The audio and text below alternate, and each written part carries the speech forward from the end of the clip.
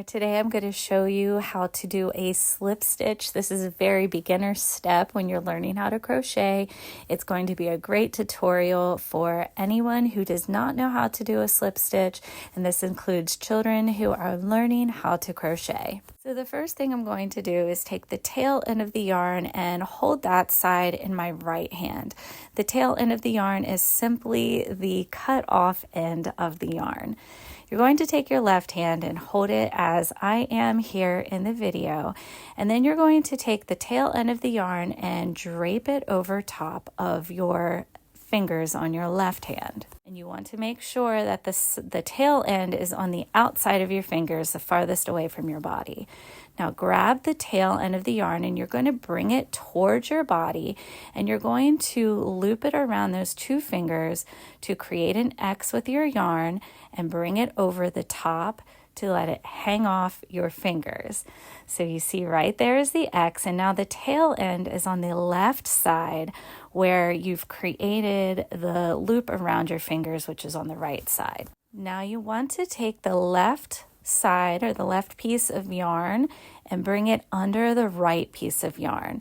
So to do that, I'm just going to take my finger and push it through, and I'm going to pull it out just to tug it out a little bit, just to make a little loop there. And I'm going to pull it out a little bit more so I have a little bit more to hang on to.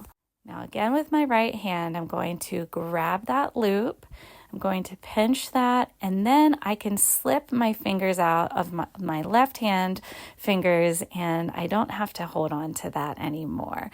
So now I have my loop in my right hand, and now I'm just going to tug on the tail end and the working yarn. The working yarn is what is connected to the skein. And so see how that knot is starting to tighten up right there. So now we've created our slip knot. And now you have this loop. Now you can put your crochet hook through the loop, and now I'm going to show you why this is called a slip knot.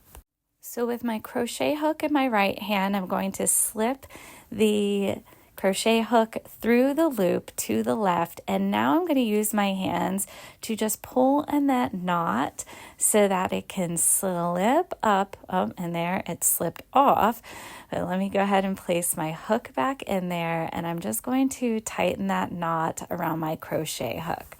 And just keep in mind, when you tighten the knot around your crochet hook, it doesn't need to be super tight. You do want some tension. You don't want it to be super loose, but make sure it's not too tight. And here I'll just show you that you can redo it simply by pulling the working yarn side and the tail end apart, and it slips right off, and then you can do it again.